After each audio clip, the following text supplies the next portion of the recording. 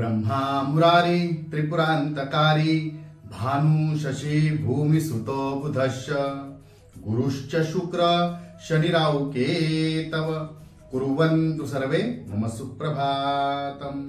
श्री गुरुदेव दत्त, श्री स्वामी समर्थ। सुप्रभात मंडळी, अध्यात्म कलियुगातल्या चॅनलवरती मी वैदिक ज्योतिषी गणेश शास्त्री शुक्ल आपल्या सर्वांचे स्वागत करतो। मित्रांनो, हे साप्ताहिक राशी भविष्य जे असणार आहे 8 जुलै ते 14 जुलै 2024। अजूनपर्यंत आपले चॅनल जर आपण सबस्क्राइब केले असेल सबस्क्राइब करा, लाईक करा, शेअर करा, सबस्क्राइब करा, बेल आयकॉन दाबा, जेणेकरून व्हिडिओ अपलोड झाल्यावर सर्वप्रथम आपल्याला पाहता येईल। इतर कुठल्याही ग्रुपवर लिंक येण्याची वाट पाहावी लागणार नाही, कारण 12 व्हिडिओ एकाच ग्रुपवरती 12 लिंक सेंड करणं, पाठवणं, शेअर करणं जरासं जड जात आहे किंवा इतर ग्रुपमध्ये त्यांना त्रासही होऊ शकतो। त्यामुळे 12च्या 12 राशींचं वेगळं आपण पाठवू शकत नाही। त्याकरिता जर आपली राशी साप्ताहिक राशी भविष्य, दैनिक भविष्य आपल्याला जर पाहायचं असेल तर आपण स्वतःहून हे चॅनल सबस्क्राइब करा। चला तर सुरू करूया 12 राशींचं साप्ताहिक राशी भविष्य 8 ते 14 जुलै 2024। कुंभ राशी।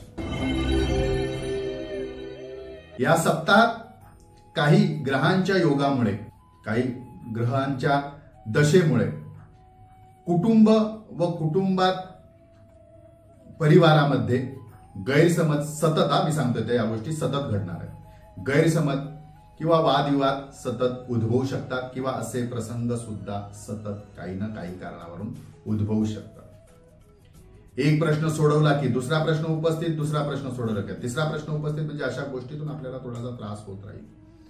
त्याचा आपल्याला मानसिक त्रास सुद्धा होत राहील, परंतु मानसिक त्रास जास्त घेऊ नका। माहिती आहे सध्याची परिस्थिती कशी आहे। आपण ज्यांचं चांगलं करायला जाणार आहे त्याच गोष्टी आपल्यावरती उलटणार आहे। आपण जे चांगलं करायला करत आहात त्याच गोष्टीत कोणीतरी वाईट शोधण्याचा प्रयत्न करणार आहे आणि त्याच्यातून नुकसान किंवा मानसिक त्रास होऊ शकतो। आणि त्याचा मानसिक त्रास झाला की शारीरिक व्याधी न होणारी सुद्धा व्याधी उद्भवू शकते।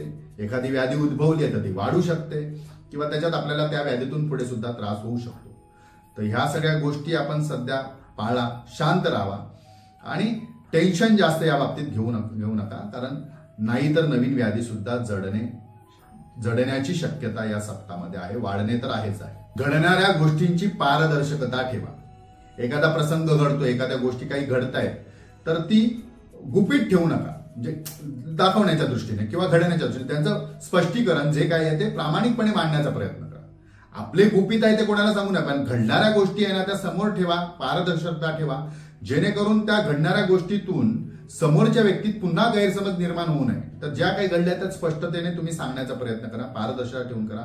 आणि प्रत्येक वेळी, आता कसं आहे सध्या प्रत्येक वेळी आपल्या लोकांचा गैरसमज दूर करणे किंवा आपल्या व्यक्तीला समजावून सांगणे, आपल्याबद्दल फेवरमध्ये सांगणे किंवा त्यांना समजून सांगणे गरज नाहीये। जी आपली आहे, जी आपली व्यक्ती आहे त्यांना परत परत त्या गोष्टी सांगाव्या लागत नाही, कारण ती आपली त्यांनी समजून घेतलं। पण जी आपली नाहीये त्यांना समजावून सांगावंच लागणार आहे ना, कारण तुम्ही जितकंही चांगलं, कितीही चांगलं केलं तरी त्या व्यक्तीने तुम्हाला चुकीचंच ठरवलंय, तर ती व्यक्ती त्यात चुकीचंच बघणार, त्यात चुकाच शोधणार आहे। त्यामुळे अशा लोकांसाठी आपल्याला गैरसमज दूर होणार नाही, वाढणार नाही, दूर व्हावेत यासाठी मात्र त्यांचा प्रत्येक वेळी गैरसमज दूर करण्याचा प्रयत्न करा। शेवटी त्यांना काय करायचं ते करून द्या। आता जी खरंच आपली व्यक्ती आहे त्याला तुम्हाला ते सांगायची गरज पडणार नाही, पण जे तशा गोष्टी आहेत त्यांना मात्र त्यांच्या लोकांच्या बाबतीत घडणाऱ्या गोष्टी किंवा त्यांच्या बाबतीत आपण काही करणार असाल किंवा व्यवहार असेल किंवा त्यांच्या संमत काही गोष्टी असेल तर त्याच्यात पारदर्शकता नक्की ठेवणे गरजेचे आहे। आणि प्रत्येक वेळी घडणाऱ्या गोष्टी त्यांना समजून सांगून ते गैरसमज दूर करणे आपलं सध्या कर्तव्य। अन्यथा अशाच व्यक्तींमुळे काही गोष्टी त्रासदायक ठरू शकतात किंवा अशी व्यक्ती जर कायमस्वरूपी दुरावणार असेल तर टेन्शन नाही, पण त्या चांगल्या व्यक्तींना सुद्धा काहीतरी कटकारस्थान करून आपल्यापासून दुरावण्याचा प्रयत्न करू शकतात। तर या बाबतीतच थोडी आपल्याला या सप्ताहात काळजी घ्यायची आहे।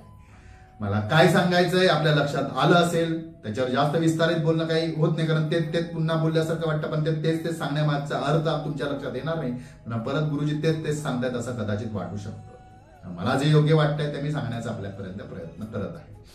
या सप्ताहात आपल्यासाठी शुभ तारखा आहे 10 आणि 13, शुभ अंक असणाऱ्या 5 आणि रंग असणारा हिरवा। मागच्या अंगारक्या संकष्टीला आपण जर एखादाचा काही उपाय सांगितला तो केला नसेल तर पुन्हा आवर्जून आठवणीने करा। केला असेल तर अतिउत्तम, नाही केला असेल तर पुन्हा करा किंवा ह्यावेळी जर जमत असेल तर एखाद्या प्रसिद्ध स्वयंभू जागृत गणपतीचे देवस्थानाचे दर्शन घ्या, गणपतीचे दर्शन घ्या। भले आपल्याकडनं लांब असेल तर वेळ काढा, थोडंसं सहज झाल्यासारख्या कुटुंबासोबत त्या ठिकाणी जा, दर्शन घ्या, देवाची आराधना करा।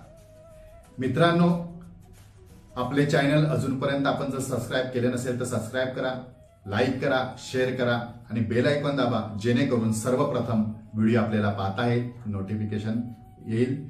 इतर ग्रुपवरती लिंक पाहण्याची वाट पाहण्याची आपल्याला गरज भासणार नाही. चला तर पुढच्या आठवड्यात नक्की भेटूया याच ठिकाणी ह्याच वेळी. तोपर्यंत सर्वांचे धन्यवाद.